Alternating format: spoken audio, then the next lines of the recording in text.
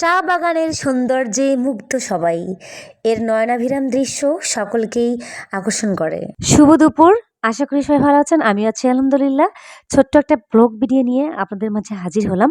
আমি যে মাতাল হাওয়ারি মতো হয়ে যেতে যেতে পায়ে পায়ে গেছি জড়িয়ে। আমি যে মাতাল হাওয়ারি মতো হয়ে যেতে যেতে পায়ে পায়ে গেছি জড়িয়ে।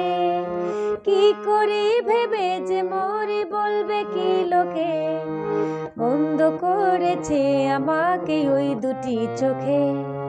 কি নামে ডেকে বলবো তোমাকে, বন্ধ করেছে আমাকে ওই দুটি চোখে।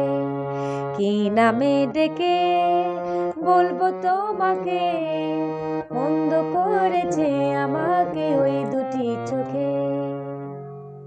বাস্তবতা হলো জীবন পাহাড়, জীবনের সুর পাহাড়। এর রুক্ষতা এবং গঠন যে কাউকে আকর্ষণ করবে। পাহাড়ি এলাকায় এসে গরম কিভাবে চলে যাচ্ছে তা বোঝাই যাচ্ছে না। Grand Sultan tea resort and golf, Sreemangal, Sylhet. অসম্ভব সুন্দর এবং দৃষ্টিনন্দন চোখ জোড়ানো জায়গা। এই রাস্তার একদিক দিয়ে যাওয়া যায় নূরজাহান চা বাগান, আরেক দিক দিয়ে যাওয়া যায় এমআর খান টি স্টেট। গ্র্যান্ড সুলতান টি রিসোর্টে এসে অনেক ভালো লেগেছে, কারণ এখানে দৃষ্টিনন্দন এবং চোখ জোড়ানো পানির ফোয়ারা আছে। আমার তো যেতেই মন চাচ্ছিল না, এখানে মনে হচ্ছে বসে থাকি।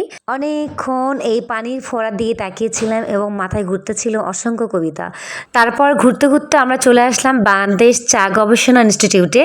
এখানে চা বোর্ড আছে, এখানে গবেষণা করা হয়। এখান থেকে চা কিনলাম 500 টাকা কেজি, দাম একটু বেশি হয়েছে। যাই হোক, আমরা ঘুরতে ঘুরতে আবারও চলে আসলাম মাধবপুর লেকে।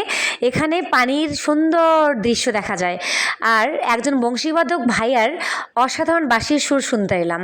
যাই হোক, আমরা ঘুরতে ঘুরতে অনেক ক্লান্ত হয়ে গেছিলাম। পরে ডাবের পানি খেতে চাইলাম, কিন্তু প্রচুর দাম, 200 টাকা একটা ডাবের পিস।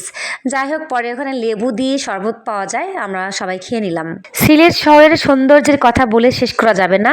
অনেক পরিষ্কার পরিচ্ছন্ন একটি শহর, আমার খুব ভালো লেগেছে। কি মায়ায় বেঁধেছো আমায় প্রিয়া গো, কি মায়ায় বেঁধেছো আমায়, বুকে ধরে রাখো আরো কাছে থাকো, ভালোবেসে ফেলেছি তোমায় ও গো প্রিয়া, কি মায়ায় বেঁধেছো আমায়। আজ এ পর্যন্তই, দেখা হবে, কথা হবে নেক্সট কোনো ব্লগে অথবা নেক্সট কোনো কমেন্টে। সে পর্যন্ত সবাই ভালো থাকবেন। আল্লাহ হাফিজ।